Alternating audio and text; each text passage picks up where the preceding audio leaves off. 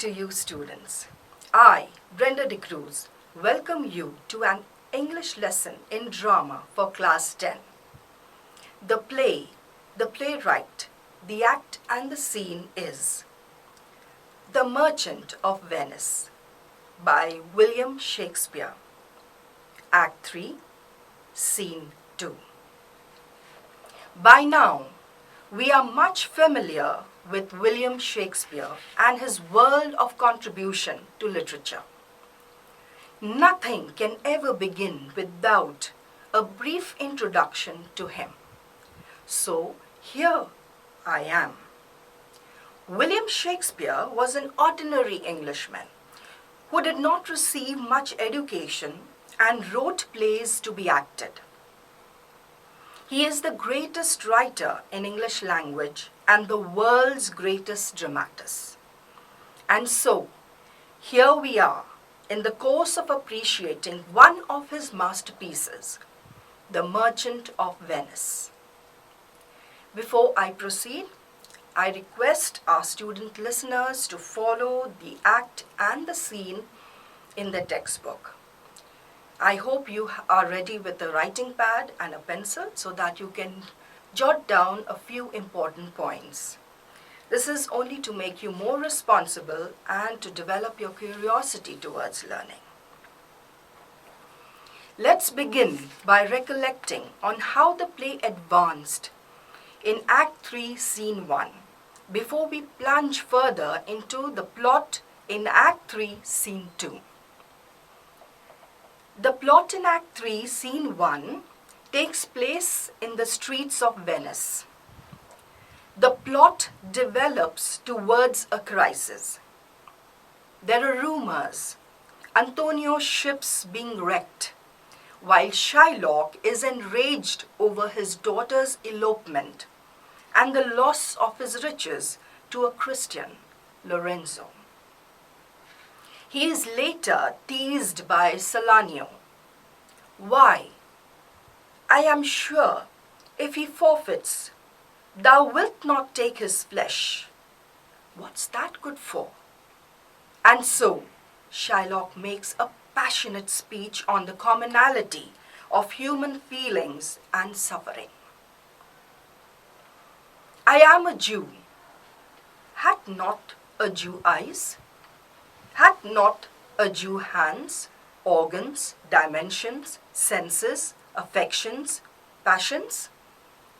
He further goes on to say, if a Jew wrong a Christian, what is his humility? Revenge. If a Christian wrong a Jew, what should his sufferance be by Christian example? Why? Revenge. The villainy you teach me, I will execute, and it shall go hard, but I will better the instruction. Shylock alternates between grief at his daughter's betrayal and the elation over Antonio's loss. The scene ends. Shylock instructing Tubal to hire a lawyer, much before Antonio's debt is due. The action is set for the climax. Hope this has enthused you to revive, refresh and recall the plot progress in Act 3, Scene 1, wherein we had concluded. And now let us move ahead with Act 3, Scene 2. Giving you a gist of it. After the unsuccessful trials at the Lottery of Caskets by Morocco and Aragon in the previous scenes, that is, in Act 2, Scenes 1 and 9 respectively, this scene ventures further. Bassanio's arrival at Belmont. Portia asks him to take his time and directs him on outward appearances through a song and hidden clues. Bassanio is victorious in the Lottery of Caskets. He wins Portia. Portia is delighted and fears the excessive blessings and joy the moment has brought. Gratiano and Nerissa disclose their love and seek to marry. Salerio arrives with news: the loss of Antonio's ships disrupting the jubilant atmosphere in Belmont. Portia is quick at providing both financial and moral assistance to Bassanio, so he could be with Antonio in Venice at the earliest. The marriage ceremony is to take place at once. Bassanio leaves for Venice without further delay. This is what we look forward to in Act 3, Scene 2. We take the lines 1 to 64. Act 3, Scene 2 begins with Portia persuading Bassanio to wait a day or two before he makes his choice. For if he chooses the wrong casket, she may lose him altogether. I pray you, tarry, pause a day or two before you hazard. For in choosing wrong, I lose your company. Therefore, forbear a while. Portia is loyal to her father's will. She doesn't reveal any specifics on the choice of caskets, but makes various attempts in order to hold on to Bassanio from making the wrong choice. I would detain you here some month or two before you venture for me. I could teach you how to choose right, but then I am forsworn. I speak too long, but 'tis to pace the time, to eke it, and to draw it out in length. Portia is in utter confusion.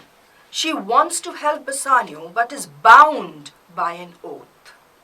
She loves Bassanio and prolongs having a conversation with him, so he delays the choice of caskets, and also in turn provides Bassanio the necessary time to make up his mind.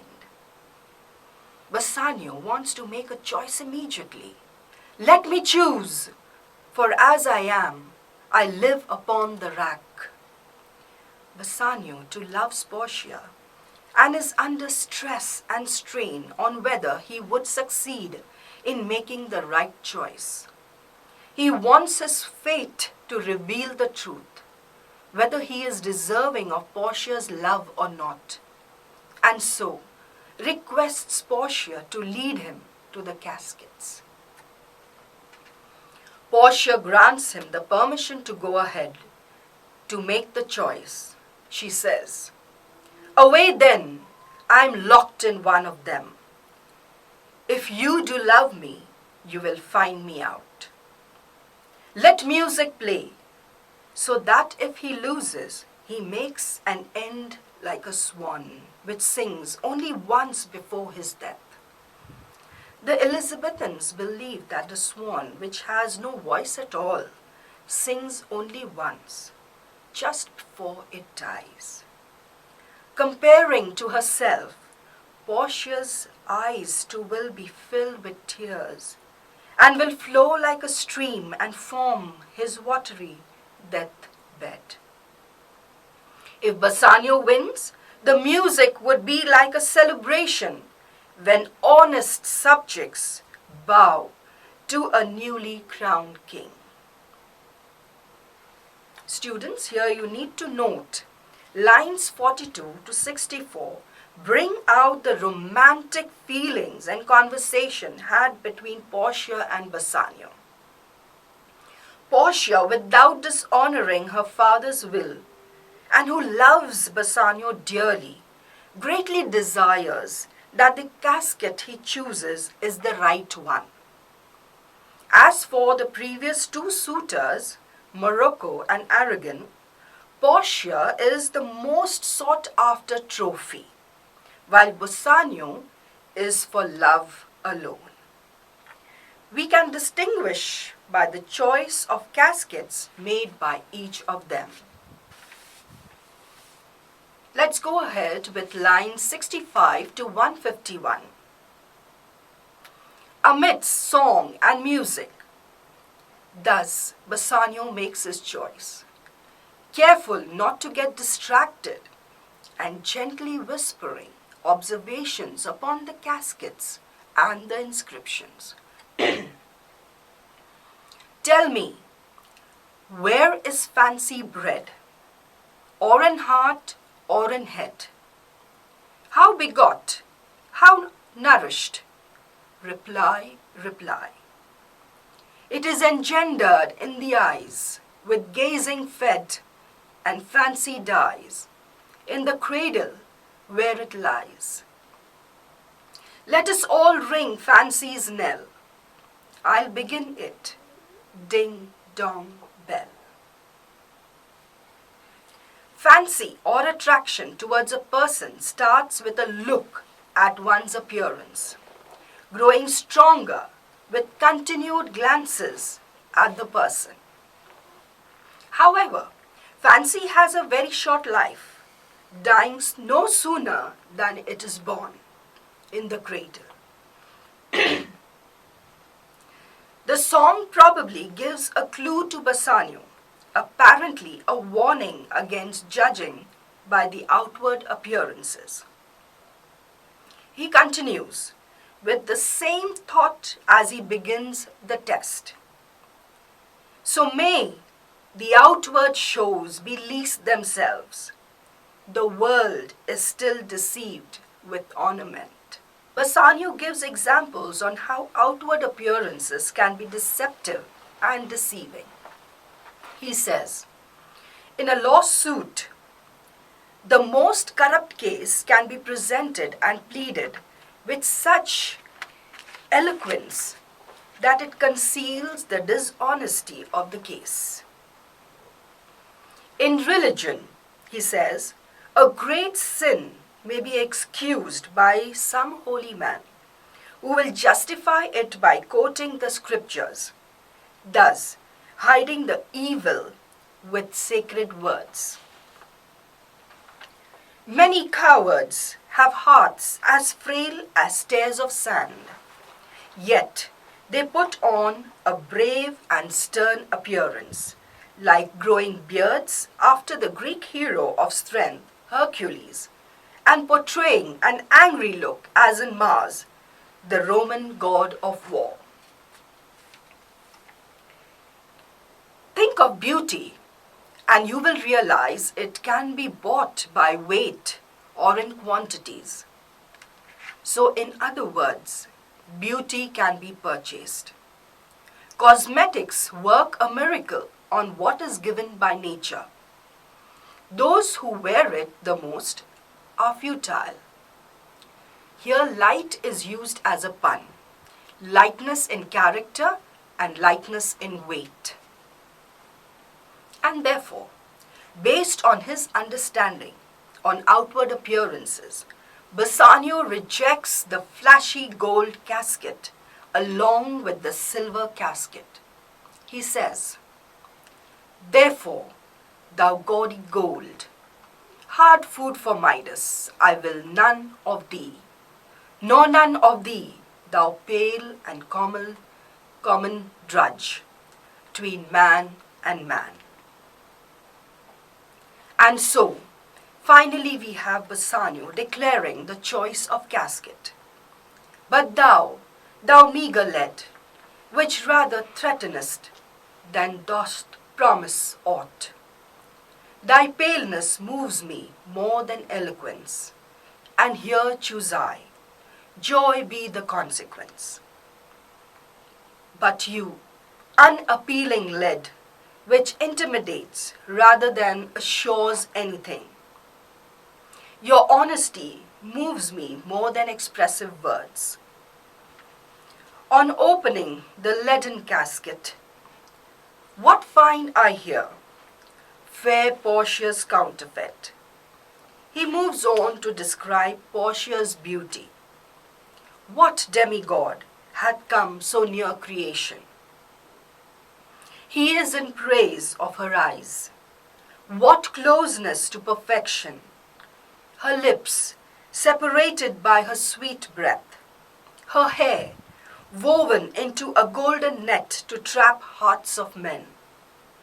He falls short of words in praise of her beauty, and also is the portrait itself inferior in comparison to the lovely lady it represents.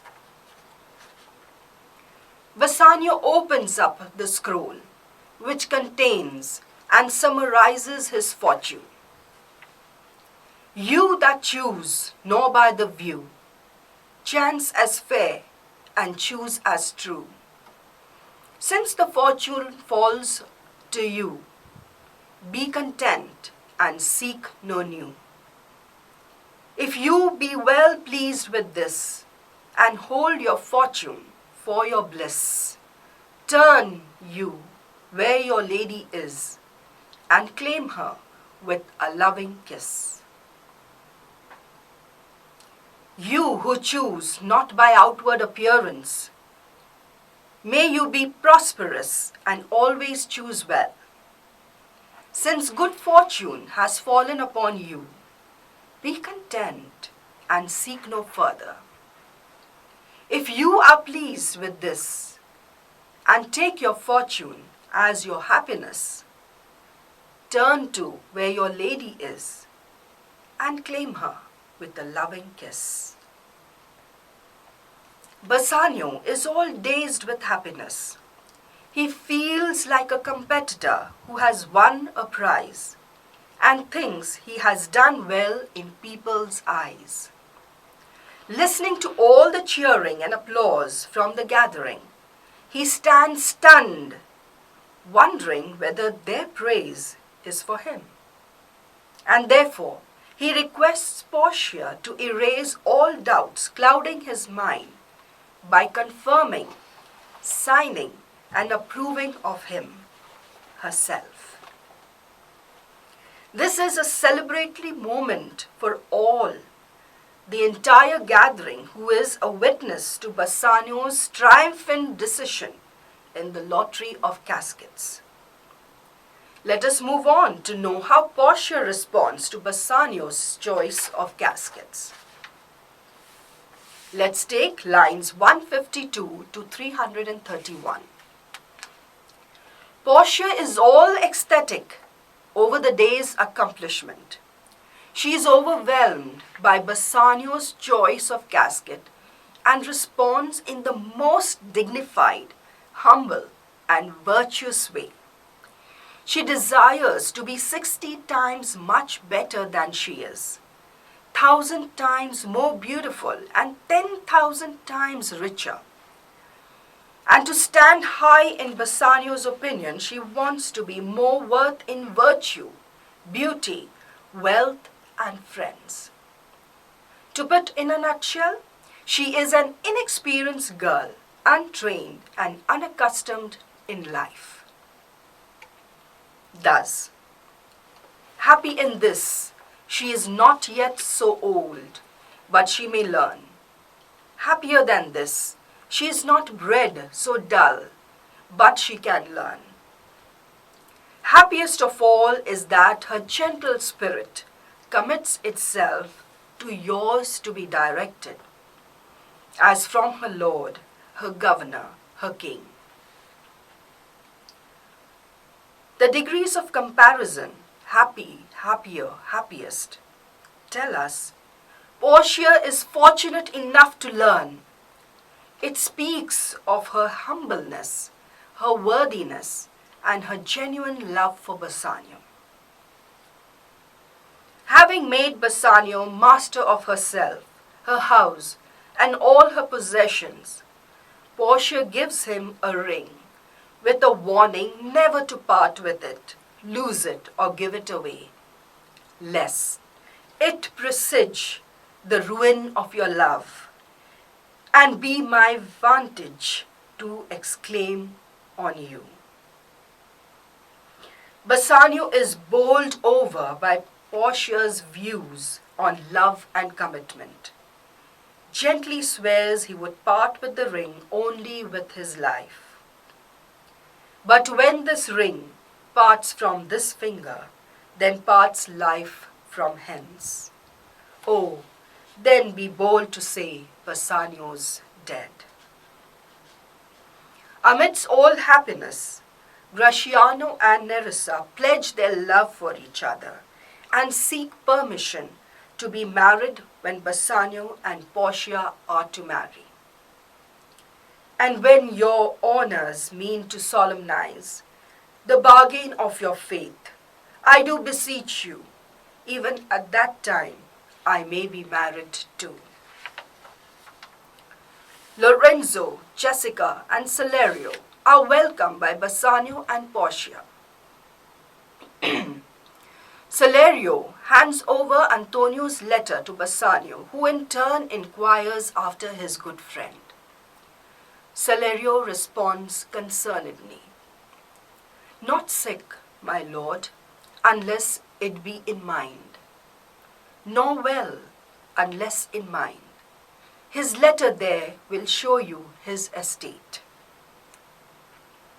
Meanwhile, Gratiano boasts that he and Bassanio are Jasons who have won the golden fleece, while Salerio reveals that Antonio has lost all that he possessed, his wealth.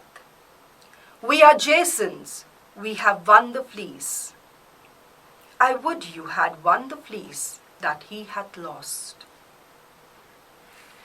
Portia is concerned and troubled to see Bassanio go pale after reading the contents of the letter. With Bassanio's permission, she likes to have an equal share of what the letter brings to him. "Some dear friend dead, else nothing in the world could turn so much the constitution of any constant man."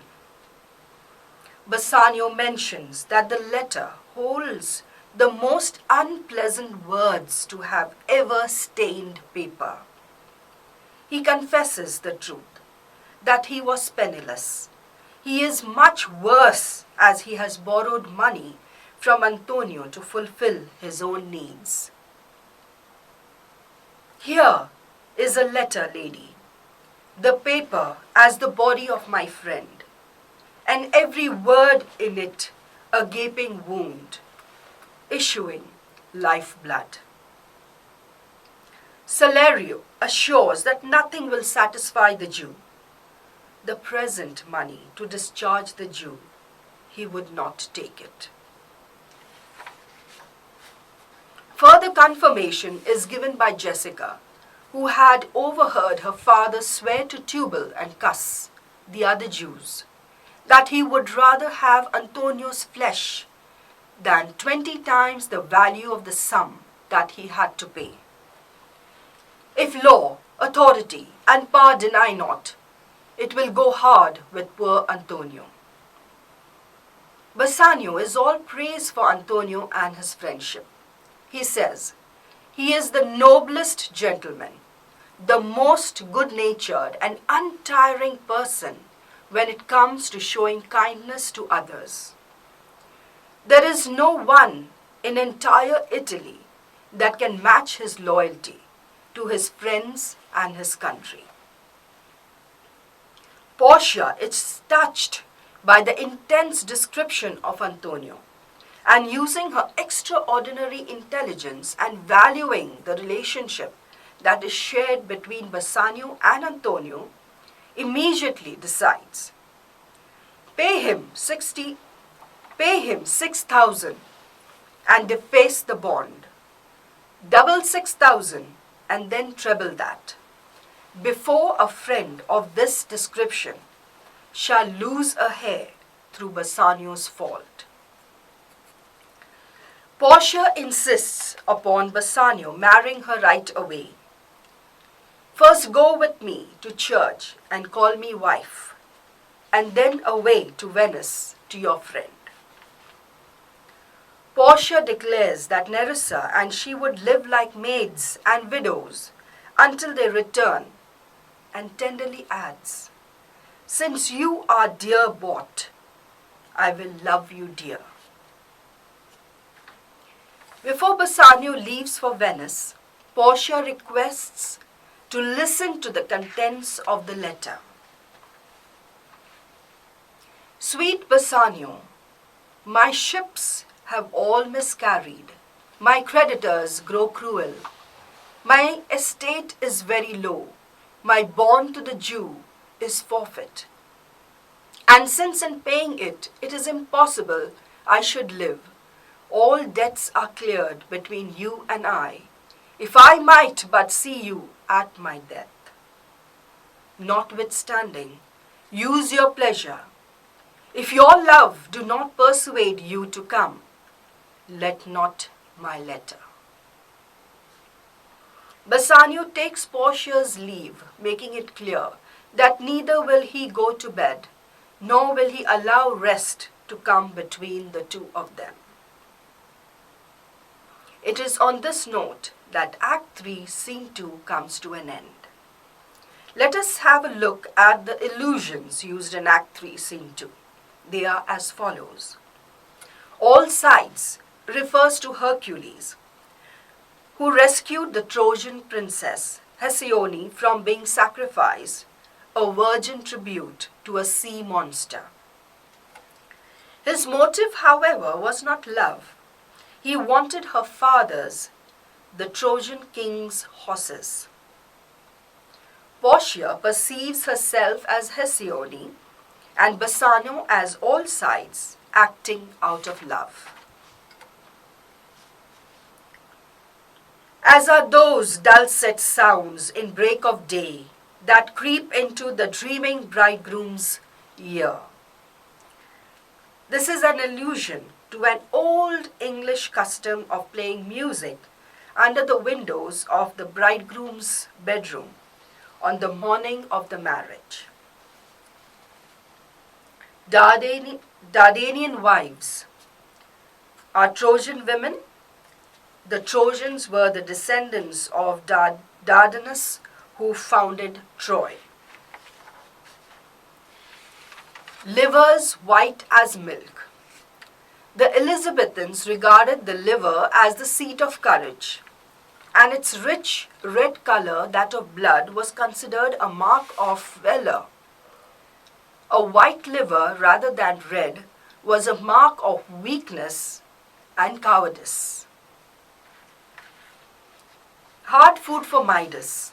In Greek mythology, Midas was a wealthy king who wished that all things he touched should be turned to gold.